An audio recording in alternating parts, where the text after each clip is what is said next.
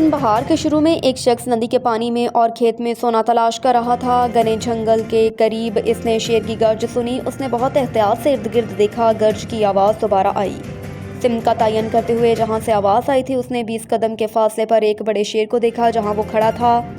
आदमी शिकारी ना था और ना ही उसका इरादा दरिंदे को मारने का था। अगर वो इस पर हमला ना करे। इसने जंगल में काफ़ी साल गुजारे थे और वो जानता था कि शेर खूंखार दरिंदा होता है। वो इस खतरनाक सूरत-ए-हाल से निकलने की कोशिश कर रहा था। शेर उसकी तरफ बढ़ा था। तभी उसने धीमी आवाज़ में कराहना शुरू कर दिया। आदमी ने देखा शेर का पिछला पंजा एक फंदे में फंसा हुआ था। आदमी ने फंदे में फंसे दरिंदे की जानिब बढ़ना शुरू कर दिया जो कि आदमी के करीब आने पर डरा हुआ दिखाई दे रहा था और जल्दी से वो इतना पीछे हट गया जितनी कि फंदे की जंजीर ने उसे जाने दिया। आदमी ने देखा कि ये शेरनी थी। उसके थनों में दूध भरा हुआ था जिसकी जिस्मानी हालत अच्छी थी। इस बात का कभी इम्कान था कि उसे फंसे हुए अभी 2 ही दिन हुए होंगे। आदमी वहाँ हैरानी में खड़ा काफ़ी देर ये सोचता रहा कि क्या करे। उसने वापस मुड़ने की हरकत की। तब उसे भूखी शेरनी के बच्चों का ख्याल आया जो अपने माँ का इंतज़ार कर रहे थे। बच्चों और उनके माँ के लिए ज़रूर कुछ ना कुछ करना चाहिए, वो सोचने लगा। उसने शेरनी के बच्चों को तलाश करना शुरू कर दिया और उसे करीबी चट्टानों के गार में मिल गए। वो यकीनन भूखे थे। भूख ने बच्चों को अजनबी मखलूक से डरना भुला दिया। उसने एक एक करके बच्चे कपड़े के थैले में डाले और उन्हें उनकी माँ के पास ले आया जो कि फंदे में गिरफ्तार थी।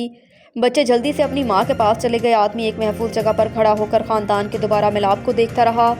थोड़ी देर के बाद वो उनकी तरफ बढ़ने लगा लेकिन एक गुस्से भरे गर्ज ने उसे वहीं रोक दिया। माँ ने उसको बच्चों को करीब आने की इजाज़त ना दी। आदमी एक करीबी दरख्त के पास गया और उसके तने के साथ टेक लगाकर बैठ गया।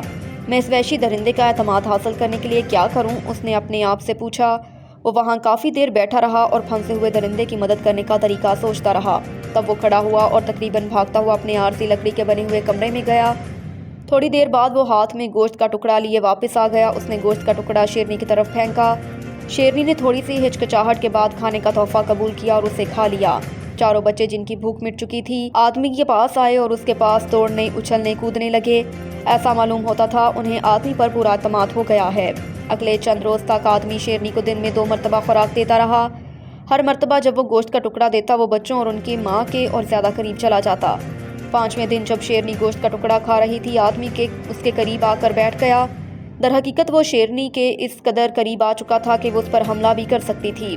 अगर वो ऐसा चाहती वो वहाँ काफ़ी देर बैठा बच्चों को थपकी देता रहा। शेरनी साकन खड़ी थी और अपनी निगाहें भी उसी से ना हटा रही थी।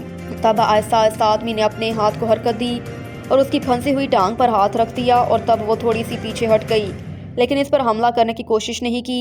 आदमी और करीब हो गया और उस पंजे को देखा जो असल में फंदे में फंसा हुआ था और सोजा हुआ था।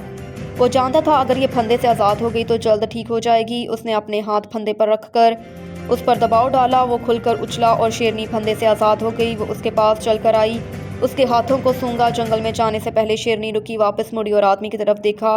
वो उसे अलविदा कह रही